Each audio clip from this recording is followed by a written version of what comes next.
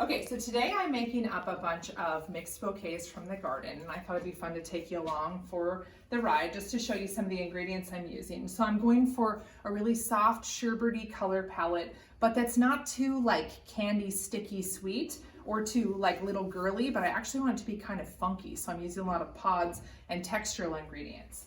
So I make bouquets. I'm so used to, from all of our days doing grocery, doing it really fast. I still can't help myself. Even if I'm making just 5 arrangements, I still do an assembly line. So what I do is I go harvest all of my ingredients outside of the garden, and then I strip the lower stems wherever they would get into the water. So I just strip as I go. I cut and put them right into water. And then I let all of the ingredients rest in water for a couple of hours, which is called conditioning. So once all my ingredients are nice and plump and happy and like ready to arrange with, I scoop them out of the water and I make these little piles kind of in the order that I'm going to use them so that I can then go through my ingredients and make the bouquet really quickly. So the ingredients I've chosen for today's arrangements are these beautiful precious metal zinnias.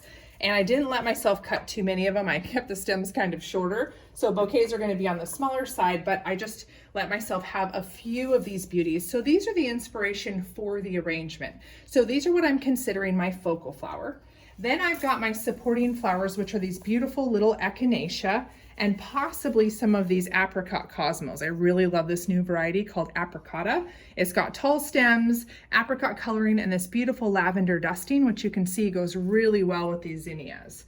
And then, so I've got my focal flowers set out here in the buckets, and then I've got all of my other ingredients laid out on the counter. So this is one you might not know about, but when your sweet pea flowers kind of stop flowering, you can actually use the foliage for arrangement. So this is a special sweet pea that's not really used for its flowers. It's called Chloranthus, and it has these beautiful green flowers, and we actually grow it for the foliage. But you can also just take your spent sweet peas, cut the stems, and they make the coolest greens kind of winging out of a bouquet. I found some mock orange that's just left over in the hedgerows that's kind of taking on a beautiful chartreuse color, which I feel like really works well to kind of break up that coloring. I've got oregano. So this is one of my favorite fillers. Oregano, normally has either purple or white flowers, but after the flowers drop, they leave behind these really gorgeous kind of fluffy seed pods that work really well as kind of like a textural filler in your arrangements. Then I've got Orach Ruby Gold, beautiful, starts out green, and then as it ages, it kind of gets that blush kiss to it that gives it a lot of good, just kind of helps tie things together. This is a cress called Emerald Beads, and as it matures and kind of starts to go to seed, it turns kind of a golden color with a little bit of a pink hue. So you can see my ingredients kind of have that little bit of a pink cast, which I'm trying to pick up the color of the zinnia.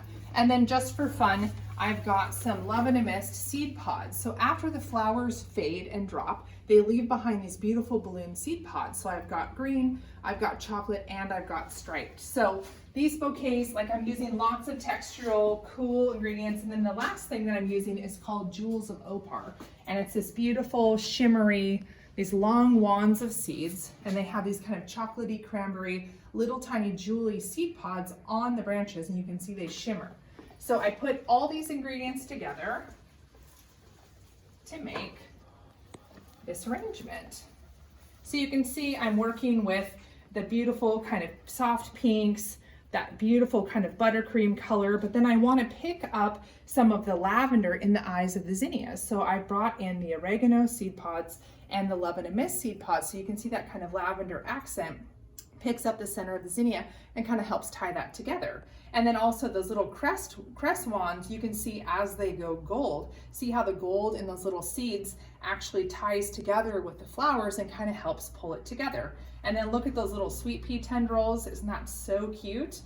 And then the Orach, it's got kind of the green and the pink. So you can see that I'm just trying to use like the subtle coloring in the ingredients that I can find in my garden to work with the flowers. So rather than having kind of a polka dot effect where I have bright red and clean green, I have all these kind of soft, muted, slightly changing colors, and all of that just looks so lovely when it's pulled together.